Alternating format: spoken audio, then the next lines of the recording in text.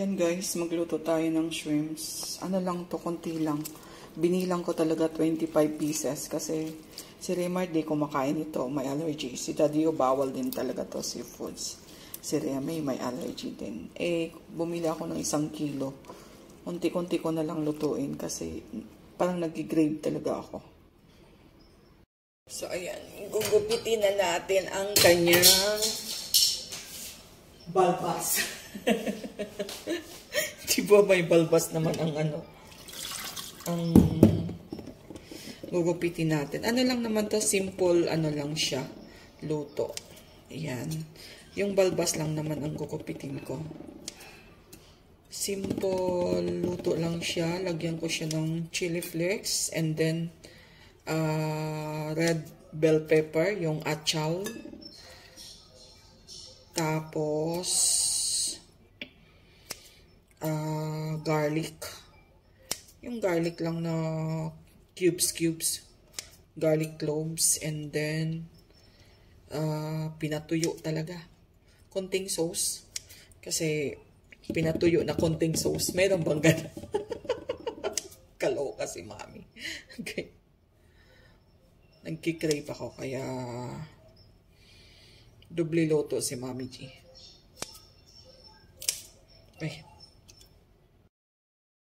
Na tayo. This is wash behind the scenes after I cut the barbas. We have ginger, garlic. Ang dami kong garlic nilagay. Siyempre onions. Ang ating red bell pepper. Meron tayong salt. Siyempre paminta. Siyempre pampalasa. Ajinomoto. At saka yung ating chili flakes. Naka-ready na rin ang ating mantika. Guys, para matapos na itong pagkikrave ko talaga sa hipon. Bawal sa bahay ang hipon kasi may allergy ang lahat-lahat. But si Mami Chi nagkikrave. Garlic. Ang dami natin garlic. Kasi masarap ang hipon sa garlic. Garlic, syempre yung ating onions.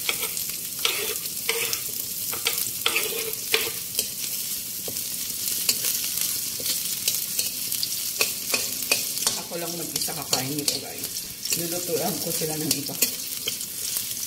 Kasi Mami G nag-crave talaga. Syempre yung ating ginger. Pang patanggal ng langsa sa hipon. Diba? Ayan, nangangamoy na guys. Nangangamoy na lahat ang ating ginger, garlic, at saka onion. Time to drop our hipon. Hipon na ginabalbasan na natin. Ginupit na natin yung kanyang balbas.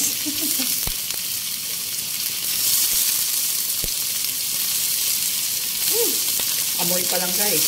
Amoy pa lang. Ang sarap na. Amoy pa lang yan ha. Wala pang timpla yan.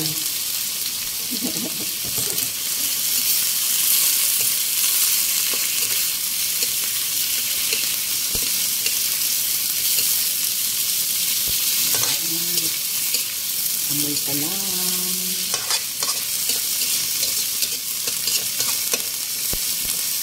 Okay. Maglalagay na tayo ng salt. Salt natin yan. Salt. Siyempre, ang partner sa salt ay ang pepper. Maraming pepper. Masarap. Siyempre, lalagyan din natin ng pangpaanghang chili flakes. At siyempre, yung kanyang pampalasa, guys. 1, 2, 3, 4, 5. Okay. Saute lang natin yung saglit. Kasi mabilis lang maluto ang hipon. Sarap guys. Bakit kaya allergic ang mga tao nitong hipon, no? Ang sarap kaya nito kainin. Pero ang ibang mga talaga is allergy sila. Kuya Raymar, allergy nito eh. Ayan guys, sobrang tuyo naman. Lagyan ko ng konting tubig para may sauce naman ako. Kunti lang. Tapos, lalagay na natin tong another pang pabango sa kanya. Yan. Sarap na yan. Sarap ng kain ko ngayon. Kamay-kamayan to. Ang dami, oh. Giver ka, guys. So, bumili ako ng 1 kilo. Ang kilo niya is 300. And then, kumuha lang ako ng 25 pieces. Good for, ano lang talaga, sa akin. Ganito na kadami. And then, kung o-orderin mo to sa labas, ang mahal na. Diba? Kaya, magsipag na lang magluto. Ayan guys, silipin natin. Oh, hinaan natin. Kasi, nauubos na yung ating sauce.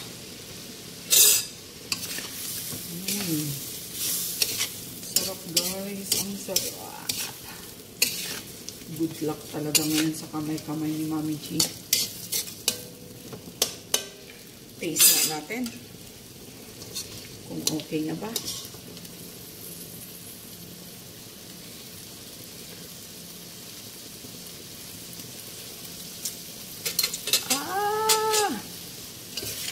Sarap.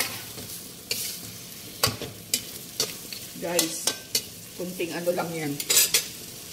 Kunting minutes na lang at tayo'y matatapos na. Ganon lang kabilis magluto kasi pangit din kung sobrang cook ang hipon. I think this is it. Ayan guys. Bago pa talaga magkaubusan ng sauce. Tama na po. Oh, wow, kasarap. Ayan guys. Craving, satisfying. Ayan. Satisfied si Mami G ngayon. Ayan, kasarap. Okay. We're done. Abangan nyo mamaya pagkain ko.